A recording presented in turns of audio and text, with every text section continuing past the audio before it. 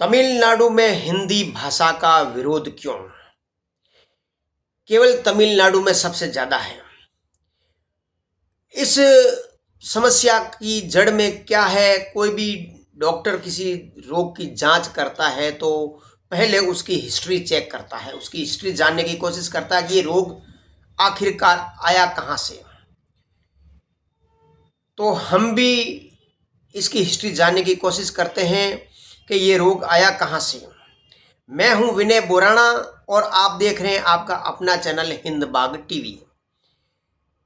13वीं शताब्दी में तुर्कों ने कुस्तुनतुनिया पर कब्जा कर लिया था। कुस्तुनतुनिया आज के इस्तांबुल का पुराना नाम है। ये महत्वपूर्ण शहर आज से नहीं, कई हजारों साल से महत्वपूर्ण था। भारत से आने वाला व्यापार या जो भी एक्सपोर्ट हो रहा था, होता था माल, वो इसी के रास्ते यूरोप पहुंचाया जाता था। एक तरह से हम कह सकते हैं कि यूरोप भारत पर कुछ माल के लिए आश्रित था। जैसे खाने पीने के सामान में मसाले बहुत अत्यंत आवश्यक होते हैं और मसाले का 100% एक्सपोर्ट इंडिया भारत किया करता था। मखमल हुए, जड़ी बूटियां हुई, कई प्रकार की सामग्रियां हुई, उसके कारण यूरोप भारत पर आश्रित था। जब कुस्तुनतुनिया इस्तांबुल पर कब्जा हो गया, ये मार्ग बंद हो गया, कोई वैकल्पिक मार्ग नहीं था। यूरोप के लोगों को खाने पीने की चिंता थी कि अब हमारा गुजारा कैसा होगा। उसका निचोड़ ये निकला कि यूरोप के देशों के राजाओं ने अपने अपने युवा नाविकों को इस काम पे लगाया कि किसी समुद्री रास्ते से भारत की खोज की जाए, उसका रास्ते की खोज की जाए, तो हमारे मसाले और जो खाद्य सामग्रियां हैं, दवाइयां हैं, वो भारत से वापस इंपोर्ट शुरू किया जाए। 1492 में पुर्तगाल से एक युवा नौजवान नाविक है जो अपने बेड़े के साथ भारत की यात्रा पर निकला। उस युवा नौजवान का नाम कोलंबस था। जब कोलंबस यात्रा के लिए रवाना हुआ तो एक भयंकर समुद्री तूफान ने उसके बेड़े का, उनके जहाज़ों का रास्ता बदल दिया। उनको दक्षिण की तरफ जाना था लेकिन वो पश्चिम की तरफ बढ़ गए। पश्चिम की तरफ जाते जाते जब कई दिनों, कई महीनों की यात्रा करने के बाद उनको जो जमीन नजर आई, उन जमीनों पर जो लोग नजर आ रहे थे, कबीलाई संस्कृति के थे, वो लाल लाल कलर के थे, उनका रंग लाल कलर का ज़्यादा था। तो कोलंबस ने उनको कहा रेड इंडियंस। ये रेड इंडियंस आज के अमेरिका के मूल निवासी थे। 1498 में 1498 में पुर्तगाल के अन्य नाविक वास्को डिगामा मोरक्को के रास्ते, मोरक्को के समुद्र से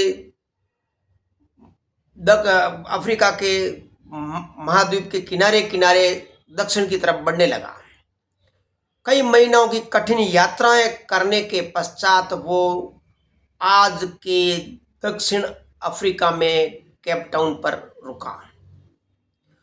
केप टाउन की धरती पर रुकने पर उसे मालूम पड़ा कि यहाँ पर भारतीय व्यापारियों का जमावड़ा है और भारतीय नाविक अपने देश से सामान यहाँ पर लेके आए हैं। वास्को डिगामा ने भारतीय नाविकों से ही पूछा भारत जाने का रास्ता। एक गुजराती व्यापारी जिसने कहा कि वो मेरे पीछे पीछे आ जाओ, मैं आपको भारत का मार्ग बता देता हूँ। वास्को डिगामा उस भारतीय गुजराती व्यापारी के जहाज के पीछे पीछे अपने बेड़े के साथ आया। जब भारत की जमीन दिखाई दी तो गुजराती व्यापारी ने कहा ये है हमारा भारत, और वो अपने माल सप्लाई करने के लिए दूसरी जगह चला गया। वास्को डिगामा केरल के कालीकट पर उतरा। कालीकट पर जिमोरिन नाम का एक हिंदू राजा का शासन हुआ करता था। वास्को डी गामा जिमोरिन के दरबार में पेश हुआ और व्यापार करने की अनुमति मांगी। वो 1498 का दिन था। राजा जिमोरिन ने उसको अनुमति दे दी व्यापार करने की। वास्को डी गामा ने अपना व्यापारिक प्रतिष्ठान खड़ा किया और जहां जो मजदूर गरीब लोग उसके संस्थान में जो कंस्ट्रक्शन निर्माण का कार्य हो रहा था, कई 100 लोग काम कर रहे थे। वास्को डी गामा के साथ में ईसाई मिशनरी भी आई हुई थी, जो कि ईसाई धर्म का प्रसार करने के लिए। जब वो गरीब मजदूर और मजबूर लोगों को मार पीट कर ईसाई बनाने लगे। 1498 से पहले भारत में एक भी ईसाई नहीं हुआ करता था, एक भी चर्च नहीं हुआ करता था। वास्को डी गामा ने जो ये परंपरा डाली, ईसाई बनाने की प्रक्रिया, धर्म परिवर्तन की प्रक्रिया शुरू की, वो आज भी बदस्तूर कायम है। ईसाई गरीब और भोले भाले हिंदुओं को ईसाई बनाते हैं। उस दौरान जब ये पुर्तगाली आ गए, उसके पश्चात अंग्रेज आए, फ्रांसीसी आए, डच आए, उनका सत्ता का संघर्ष 350 साल का रहा और इसके दौरान इनका काम ये चलता रहा, मतांतरण, धर्म परिवर्तन चलता रहा। ये लोकल लोगों को काम देते थे और उन लोकल लोगों को अपनी भाषा इंग्लिश में या फ्रेंच में शिक्षा देने लगे। इन गोरी चमड़ी वाले गोरों से स्थानीय लोग बड़े प्रभावित थे, इनकी कल्चर से बड़े प्रभावित थे और वो ईसाई भी बन रहे थे और नहीं भी बन रहे थे तो, लेकिन उनकी कल्चर से, अंग्रेजी से बड़े प्रभावित रहे। जब अंग्रेजों का शासन रहा, फ्रेंच, पुर्तगाली और डचों को भगा दिया गया, तो अंग्रेजों ने भी यही कृत्य जारी रखा, बदस्तूर कायम रखा।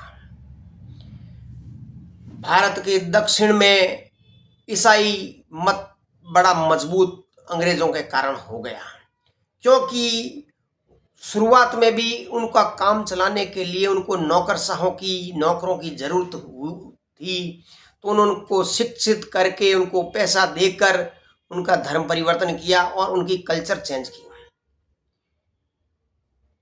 अंग्रेजों के जमाने में 1938 में राजा जी ने 125 माध्यमिक विद्यालयों में हिंदी पढ़ाना कंपलसरी किया और उसी दौरान 1938 में एक महिला सम्मेलन का आयोजन हुआ। वो महिला सम्मेलन का आयोजन में संस्कृत और हिंदी का विरोध किया गया और ये ब्राह्मणों का विरोध का आंदोलन बन गया। ब्राह्मण केवल 3% थे, लेकिन उनका ये खौफ डराने का बहुत ज़्यादा था। 3% ब्राह्मण क्या कर सकते थे, लेकिन आम जनता को कहा गया कि ये राजा जी है जो ब्राह्मणों के साथ मिलकर तमिल कल्चर और तमिल भाषा को मिटा देंगे, हिंदी हम पर थोपी क्यों जा रही है।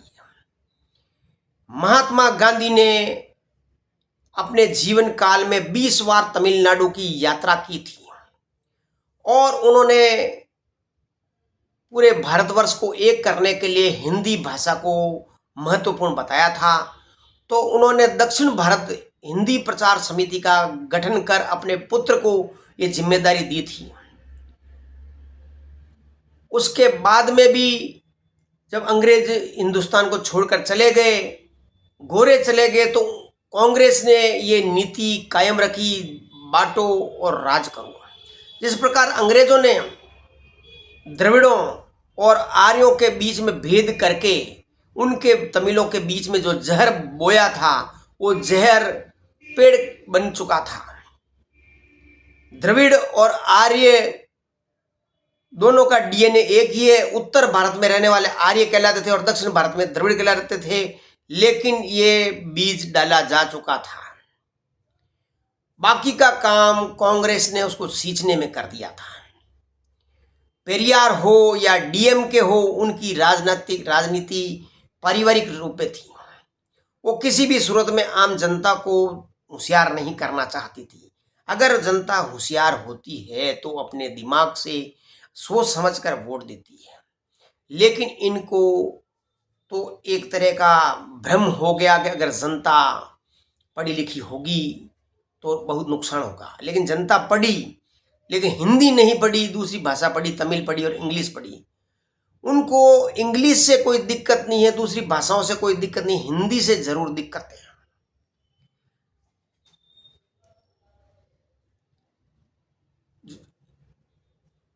तमिलनाडु का सीएम जो आज स्टालिन है, इनकी पारिवारिक पृष्ठभूमि सदैव सनातन का और हिंदी का विरोध करते ही बीती है। इन तमिल साहित्य, तमिल का भी इतिहास जानना जरूरी है। तमिल का साहित्य, तमिल साहित्य संगम 5वीं सदी ईसा पूर्व हुआ था, जो कि प्राचीन और समृद्ध संस्कृति है, साहित्यिक समृद्ध है। ये यहाँ पर तमिलनाडु में 88% हिंदू रहते हैं, 6% ईसाई और 6% मुसलमान रहते हैं। उसके बावजूद भी हिंदी का विरोध है। पहले तमिलनाडु को मद्रास प्रेसिडेंसी कहा जाता था और यहाँ का जो मुख्य भोजन है इडली, डोसा, उपमा, पोंगल, सेवई, वड़ा, उत्पम इत्यादि ये पूरे भारत में प्रसिद्ध हो गए थे। स्टालिन ने हिंदी का विरोध किया, इनके पिताजी ने हिंदी का विरोध किया।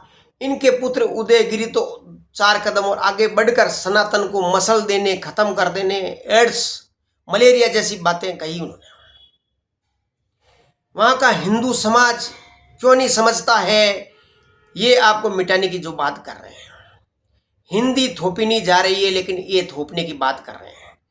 अब त्रिभाषा फॉर्मूला जो कि बीजेपी सरकार का नहीं, शुरू से ही है ये, तो एक आग्रह था कि एक स्थानीय भाषा, एक विदेशी भाषा और एक हिंदी जो कंपलसरी नहीं है, वैकल्पिक है, ऐच्छिक है, आपकी इच्छा है तो पढ़ो, लेकिन वो मानते नहीं है। जवाहर जो भारत में एक प्रसिद्ध है, जवाहर नवोदय विद्यालय, पूरे भारतवर्ष में टैलेंटेड विद्यार्थियों का इसमें चयन होता है और तभी एडमिशन मिलता है। तमिलनाडु एक ऐसा राज्य है जहां जवाहर नवोदय विद्यालय को पढ़ाने की अनुमति नहीं, क्योंकि उसमें भी त्रिभाषा फॉर्मूला लागू है, हिंदी है उसमें। हिंदी को देखकर ये क्यों भड़कते हैं, पता नहीं क्यों। अब ये हिंदी का विरोध ज्यादा नहीं कर सकते हैं, इनकी दुकान बंद होकर रहेगी। बीजेपी ने, जो कि हिंदू समर्थक और हिंदी समर्थक पार्टी है, उसका यहाँ पे जनमत 15 से 20% हो गया है। और इनके जो युवा नेता है अन्नामलई, उन्होंने त्रिभाषा फॉर्मूला का समर्थन किया है और त्रिभाषा फॉर्मूला का समर्थन करने के साथ ये कहा है कि अगर तमिलनाडु की जनता का विकास करना है तो उनको भी दूसरी भाषाओं का ज्ञान होना चाहिए। आप पूरे भारत में के दूर दराज में दूसरे राज्यों के लोग देख सकते हैं, लेकिन तमिल भाषा के लोग बहुत कम है। उसका कारण यही है, इन डीएमके और फैमिली पार्टियों ने है जो तमिल के निवासियों का बहुत भारी नुकसान किया है। अगर वो सपोर्ट करते, भाषा कभी विलुप्त नहीं होती, वो आज तमिल के लोग आगे बढ़ते, उनका प्रचार होता। मैंने कई लोगों को देखा है कि सरकारी स्कूलों में एक ऐच्छिक भाषा होती है साउथ इंडिया की, तो कई मारवाड़ी लोग या उत्तरी भारत के लोग तमिल बड़ी धारा प्रवाह से बोलते हैं। जो इन्होंने नुकसान किया है ये इनको भरपाई करनी पड़ेगी। ये हिंदी भाषा का जो ताप है उसको रोक नहीं पाएंगे। हिंदी भाषा तमिलनाडु में भी चलेगी, वहाँ के स्थानीय निवासी तमिल लोग हिंदी पढ़ना चाहते हैं। और स्टालिन जो इस समय एक आंदोलन चलाने के मूड में है, दरअसल ये 1000 करोड़ रुपए की शराब के तस्करी और शराब के व्यापार में फंस गया है, अवैध धंधे में। ईडी इसके पीछे पड़ी हुई है, तो ये नया पैंतरा आजमा रहा है, लेकिन इसमें सक्सेस नहीं होगा। यहाँ पे राष्ट्रवादियों की जीत होगी। तमिल के साथ साथ हिंदी का भी विकास होगा और होकर रहेगा। जय हिंद।